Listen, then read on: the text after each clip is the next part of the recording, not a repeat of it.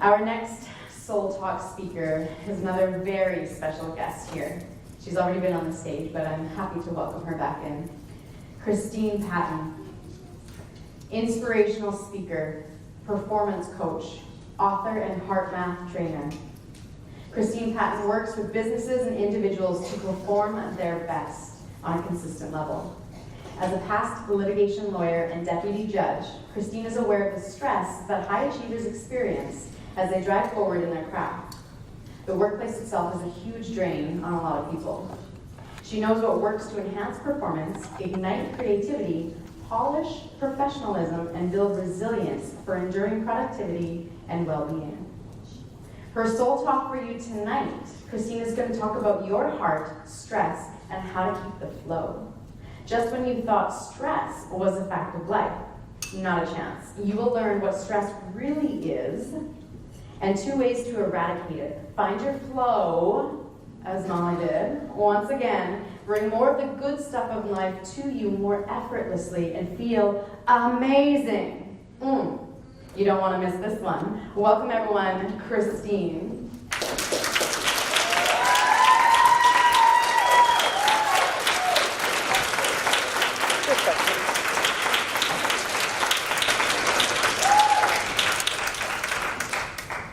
Thank you.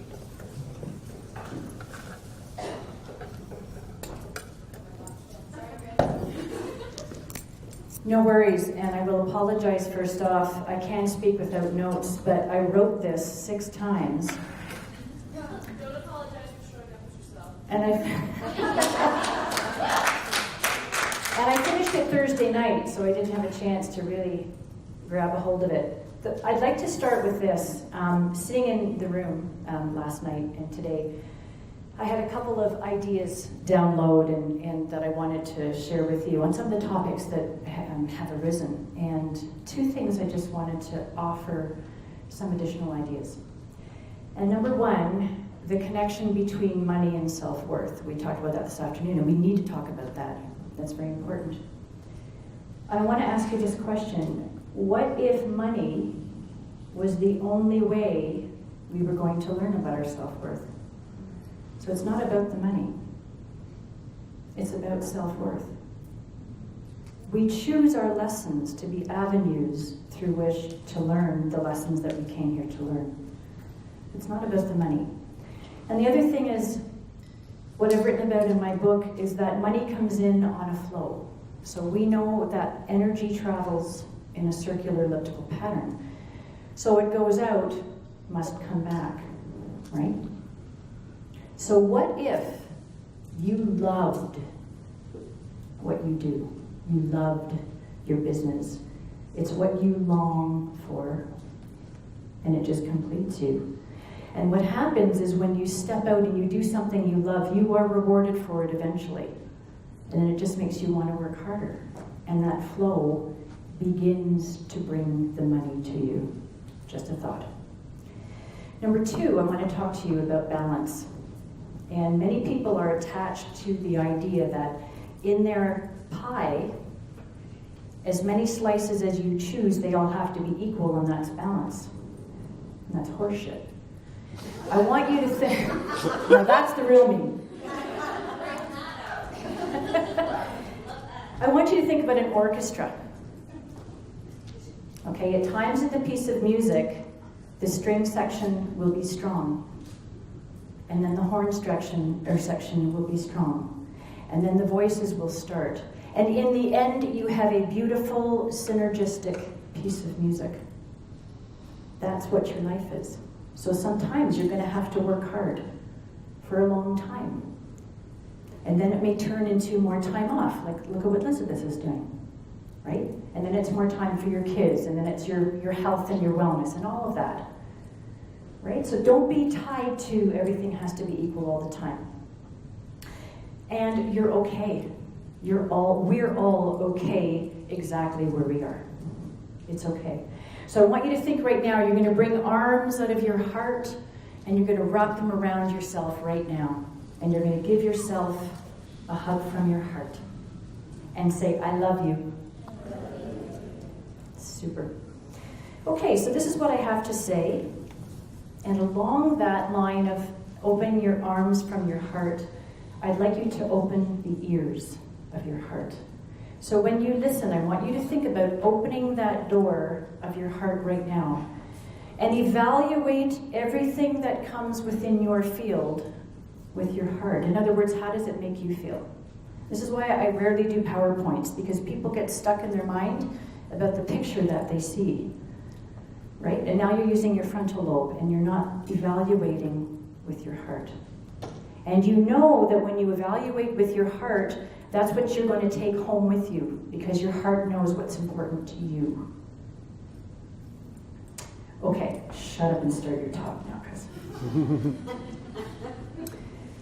It's funny, and now I'm going to read this.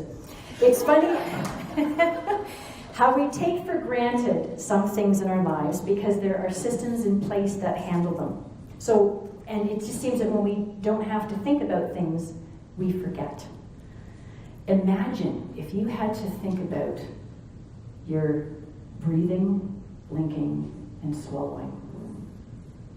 Like for 3 seconds, you'd be nuts, right? Let's try it. Kidding, don't, please. No passing out or craziness in the room. We have an amazing subconscious system in our bodies that auto-magically, new word, control over 200 systems in our body. And we have trillions of cells that all work together without our having to do anything. We are truly miracles. Our bodies are amazing. And your heart is one of those organs that beats 60 to 100 beats per minute, day after day, year after year. Do you know that your heart is the center of everything? It is far more powerful than your mighty brain, your mighty mind. It is 5,000 times more powerful. That's pretty big. Esoterically, your heart is the seat of your higher intelligence. The heart is what connects us to the divine and the universe. It integrates our own unique center of experience, awareness, and character with that which is beyond our comprehension. All dimensions of life are focused through the lens of the heart. And it's where our feelings of wholeness come from. It's the center of life and the gateway to our higher purpose. That's the esoteric quality of the heart. But physiologically is what we're going to talk about tonight. The heart is at the center of your stress response. But let's talk about stress for a minute. Let's talk about that 5-letter dirty word, S-T-R-E-S-S. Here's some facts to consider. Number 1, do you know that studies have shown that genetics and influence of your genes is responsible for 1% of disease? It's not biological. The American Psychological Association recognizes that up to 90% of disease is due to stress, largely linked to negative thinking. The World Health Organization has called stress the plague of the 21st century. Anybody who's waiting for a pandemic, well, it's here, and it's well established. We don't even know we're stressed anymore. We carry it. Finally, when our bodies just go, fuck you. That's when we finally wake up and go, oh, I guess I better deal with this. Right? Leading organizational psychologist Kerry Cooper from the UK has said that stress, he's done major studies, largely around the workplace, but these studies are essential for everything. Stress has been proven a major risk factor in all ranges of illness, from heart disease to immune failure, and they're now linking it to cancer. He's also said that stress is no longer confined to the shop floor, it's gone up to the top floor, so nobody is immune. Now, the other side of this coin is studies have proven that resilience, optimal performance, fulfillment, and health are grounded in something that HeartMath has coined intelligent energy management. When we take the time to build our energy instead of deplete it, we have more clarity about our lives, what we want. We display more composure and we enjoy a quiet, powerful energy. Now, how do we do this, you ask? You need to understand a couple of things. This explains how stress is a physiological thing. Stress is not that thing hiding behind the tree waiting to jump out at you. Stress is not that person you don't like. It's not your job, it's not your money problems. It's how you react. But more than that is physiological. Your stress is the excess energy that sits in your central nervous system. It's electrical. And it's what heightens your response to everything. I do this, I don't know why, but I do it all the time. But it's like there's that noise in your system, that constant hum of stress. That's what it is. And it triggers all kinds of things, which I'll get into in a minute. Number one, heart rate variability, a really good thing to understand. People have thought for hundreds of years, and still do, that your heart beats regularly. It doesn't. And if your heart beats regularly, you are either old and or sick. Your heart actually speeds up and slows down. And it's the pattern of the speeding up and the slowing down that is your heart rate variability. Okay, you with me? Your stress response. Here's normally what happens. Something happens out here. We have an automatic response according to our subconscious programming, which I'll get into in a second. Do you know your heart takes the first hit every time? And your heart rate variability changes. And then through your afferent nerve signals into your brain, now your brain gets the signal. Something has happened. And through your central nervous system, now your body is aware. That is your stress response. And it's because of the heart's reaction that stress is created. Now you're at the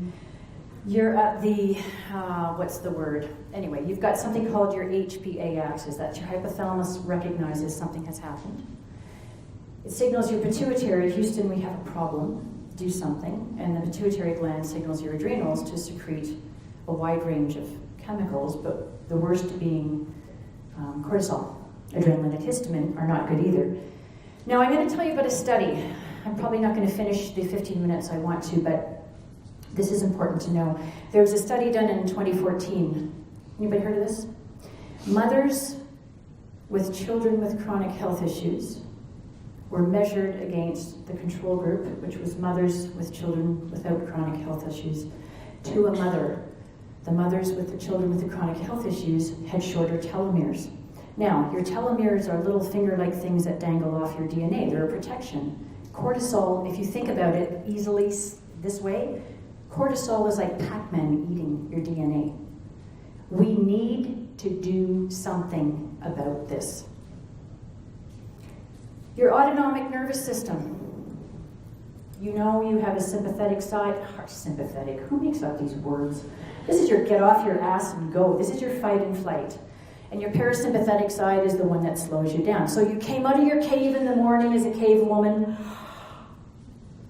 Oh shit, there's a saber-toothed tiger. Instantly, you are in the fight or flight. So, what happens? Your heart rate goes up, your blood pressure goes up, your visual acuity sharpens, all of your resources go to your arms and your legs so that you can book it.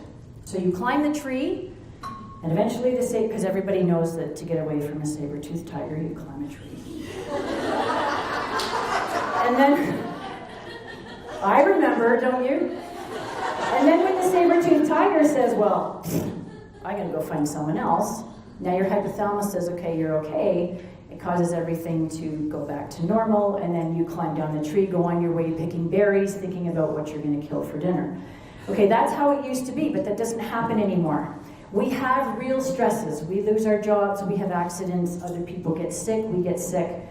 But most of our stress is what? It's perceived stress. So we listen to what's happening going on in the world. I know I'm going to lose my job next week. My boss hates me. I know it. What if I lose all my money? What's going to happen?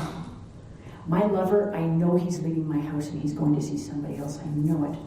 It's all these things that we tell ourselves and we worry. So just think about this. If you are regretting something in your past, which has happened and you can't change, or worried about something in your future, there's nothing you can do about that. That is excess worry and that is stress that you don't need for sure. Subconscious programming. Do you know you were programmed in utero? We are absorbing our mother's predominant cascades of emotion. And cortisol crosses the placental barrier. So we are being formed physically as babies in the stress response of our moms. And then when babies are 0 to 2, they operate in a brain wave, that is in the delta brain wave. So they sleep a lot. Your delta brain wave is what happens when you sleep. And so they are subject to all kinds of things. 2 to 6 is the most critical time because children operate in a theta brainwave state, which is the hypnotic state. They are soaking everything up like a sponge without the critical ability to say that's bullshit or that's not true.